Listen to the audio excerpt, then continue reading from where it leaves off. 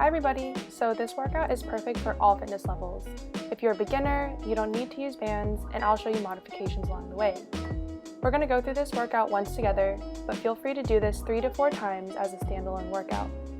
So I'm really excited to work out with y'all, so let's just do this. Okay, so first off we have 15 banded Romanian deadlifts. If you need to modify the move, feel free to skip the weights like I'm doing in the upper left-hand corner. These deadlifts are going to work out your glutes and hammies a lot more than traditional deadlifts would. So make sure your feet are hip-width apart and keep your back straight. Then you're going to push your butt back and hinge from your hips. You're not going to sink your butt down. Only go as low as your flexibility allows, and you start feeling a slight stretch in your hamstrings. After you do this, make sure to squeeze your butt and stand back up. If you're using a bar or dumbbells, make sure to keep the bar close to your shin.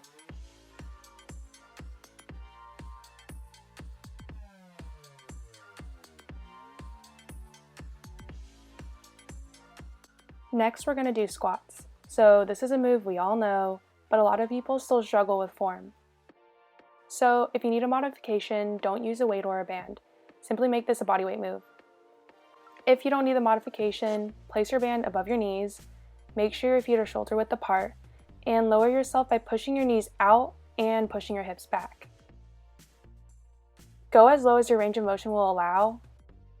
If that means you're able to go past being parallel to the ground, that's great. If not, that's also completely fine. Then you're going to get back up while keeping your knees out and keeping your chest up. Make sure to not tuck in your chin. Don't look at yourself in a mirror to the side of you or curve your back. You want to keep a neutral spine and maintain good form. Okay, so we're going to do 25 reps of these seated clamshells. This move is great for working out your glute maximus and glute medius, which together makes up the majority of your butt muscles. Make sure you sit on the floor with your hands on the ground behind you, with your workout band right above your knees. Push your knees outward while maintaining a straight back and repeat.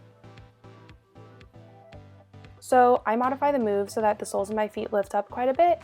I do this to accommodate some knee problems I developed from being in cheer in high school, but feel free to keep your feet pressed to the ground.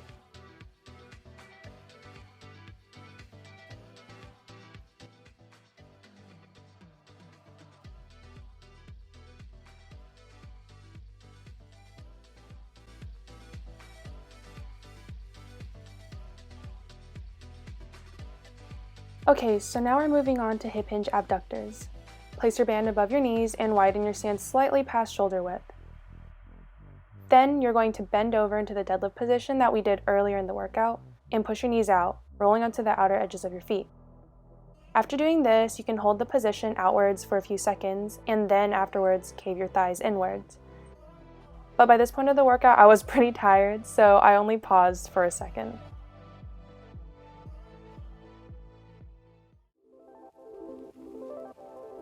So you need to lie on your back with your knees bent, feet flat on the floor, and your workout band above your knees. Make sure to keep your feet underneath your knees and not too far in front. Put your hands on the ground for stability if you need it. I personally put my hands behind my head to achieve a posterior tilt and a flat back. So one way you can visualize this is by maintaining a pelvic scoop while actually doing the move.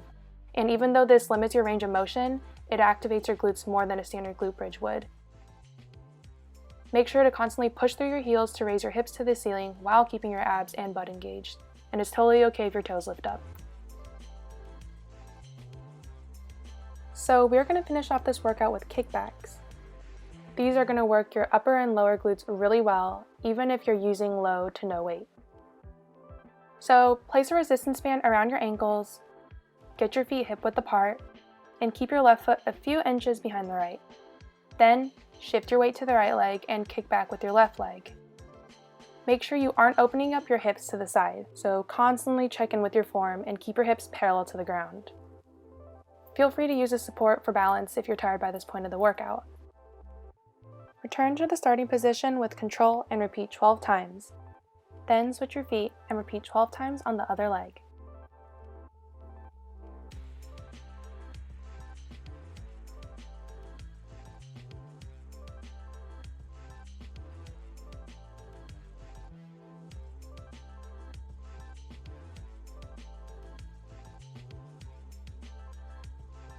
Okay, everybody, so that's the end of the workout. Thank you so much for joining me.